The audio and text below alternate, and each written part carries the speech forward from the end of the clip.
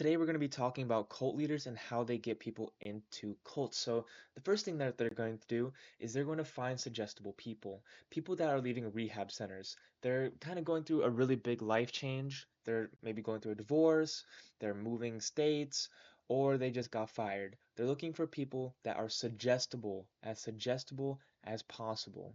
The next thing that they're going to do is that they're going to love bomb them. They're going to position the cult as a solution to the problems that they are facing in their day-to-day life. So you're gonna be like, oh my God, what this divorce is terrible, like we can help, we love you and we appreciate you, unlike that bitch of a wife that you had.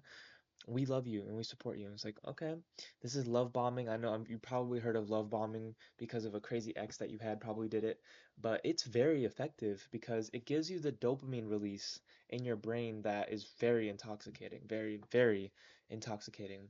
So number three, the third thing that they're going to do is that they're going to set up a safe haven they're going to position their cult as a safe haven. So once you start running into real trouble with your problems, let's say the divorce just got even messier, the move, like the truck broke down or something, you broke something in the move, they're like, hey, we this cult is a safe haven. Like we have houses just across the street. Like why don't you just come over here? Because when people run from a problem, they're also running towards a solution. So if you're broke, your problem is being broke, you're running towards the solution of being rich. So you'll run towards work. You'll run towards making money.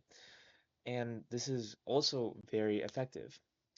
The fourth thing that they're going to do is that they're going to bring up objections that come from the outside world. So if your family is talking to you and they're like, dude, what the fuck are you doing? Like, what is this? Is this a cult? And they'll ask questions like that. And inside of the cult, they'll prepare you to answer questions about these things. It's like a sales call. You try to mitigate objections before they even come up. So when you're at the cult, they'll say things like, "Oh, people will talk to you and say that this is a cult. This is not a cult. This is a brotherhood. This is a love."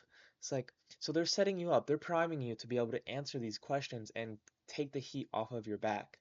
You know, that is very effective. I mean, it works in sales calls, right? So cult leaders, they adopted that. And the fifth thing that they're going to do is that they're going to begin indoctrinating you. They already began indoctrinating you, but this is like putting the final nails in the coffin. They're going to change the way that you define the world around you.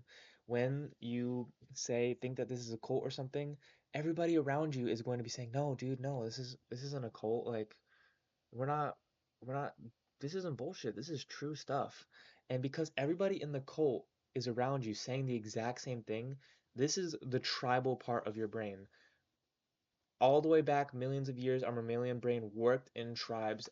We are social animals. So by activating the tribal part of our brain, this redefines the definition that we see the world through, the lens that we see the world through.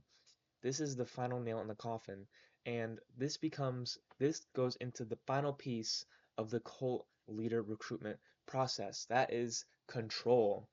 Now, you have gone through all the steps and hoops. You are pretty much right there.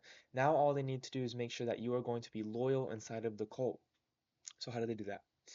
They will keep you off balance. They will try and they will make your beliefs get questioned, essentially. They will kind of give you problems that you wouldn't normally have, and then they would give you the relief to those problems. So it's like a drug. You get problems from the drug, but you also get relief from the drug. So it's like a never-ending cycle over and over and over again. And as long as they keep that cycle going, you will be a loyal member. That's it. And that's how cult leaders do it. This is all information from Chase Hughes, a behavior expert and analyst. He spent hours and hours with cult leaders and cult recruiters, and I spent thousands of dollars with him, learning from him, spend countless hours learning this stuff. So if you have any questions or concerns, drop them in the comments below. But that's all I have for today. Thank you guys.